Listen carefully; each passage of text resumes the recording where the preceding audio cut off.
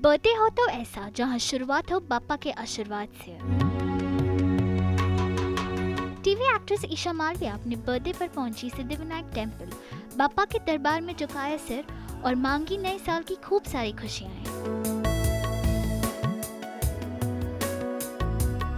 Simple yet elegant look में ईशा ने fans का भी दिल जीत लिया और बर्थडे के इस पवित्र शुरुआत ने बना दिया दिन और भी स्पेशल।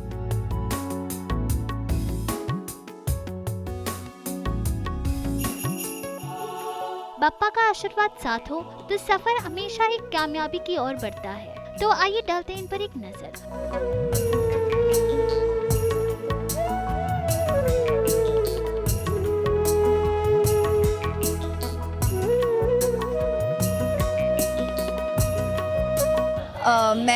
मैं बहुत ग्रेटफुल हूँ कि इस साल मैं इतने सारे नए लोगों को मिली, इतनी नई अपॉर्चुनिटीज़ आई मुझ तक।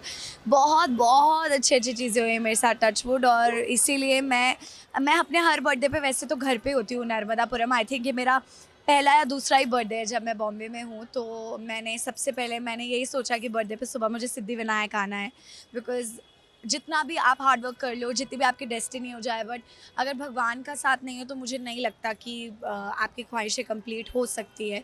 सो I think Bappa has always been with me and I want him to be with me always, इसलिए मैं आती हूँ। सबसे पहला काम वही होना चाहिए, मुझे लगता है मेरे लिए नहीं, हर इंसान के लिए बर्थडे पे सबसे पहले यही होना चाहिए। मुझे ऐसा लगता है कि ज़्यादा मांगना नहीं चाहिए, ये मैं सोचती हूँ। तो मैं जब भी जाती हूँ पप्पा के पास, मैं थैंक यू बोलती हूँ उनको कि आपने मुझे तो इतनी भी उम्मीद नहीं थी जितना आपने मुझे ऑलरेडी दे दिया है। तो मैं जितना भी थैंक यू सबको बोलूँ, बहुत बहुत कम है। I am really grateful and blessed. ख़ास विश मेरी दादी और दादू की है, क्योंकि मैंने अभी आपको बोला कि हर बर्थडे मैं नर्मदापुरम में सेलिब्रेट करती हूँ, बट इस पर मैं यहाँ हूँ।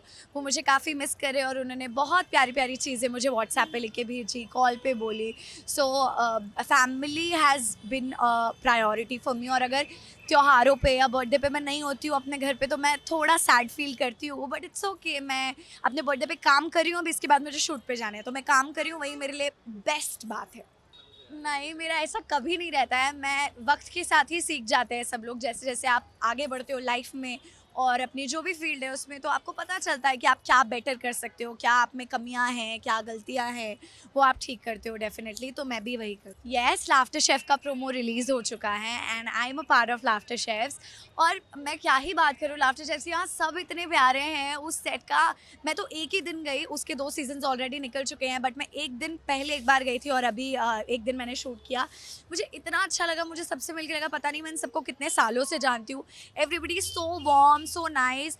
और अभी मुझे बहुत तकलीफ़ होने वाली है खाना बनाने में, सॉलिड, क्योंकि मुझे चाय से ऊपर मैं लाइफ़ में कभी गई नहीं हूँ आज तक, और चाय भी मैं बड़ी गंदी बनाती हूँ। सो आई डोंट नो मैं क्या करने वाली हूँ, but let's hope for the best. नहीं, मैंने कुछ नहीं सीखा और मैंने माइक्रोवेव में कुछ एग्स बॉयल करने डाल दिए थे तो वो भी फट गया था। मतलब मेरे साथ तो खाने के मामले में सब माइनस में ही होता है, प्लस में there is nothing. So I am hoping कि मैं कुछ सीख जाऊँ, मेरे मम्मी पापा सिखाएँगे मुझे।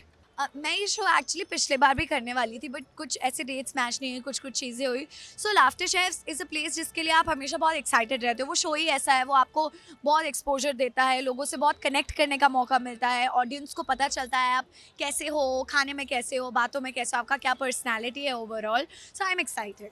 Thank you so much. मुझे पूरी मीडिया ने भी बहुत सारे बर्थडे विशेस भेजे हैं, तो मैं आप लोगों को भी नहीं भूल सकती हूँ।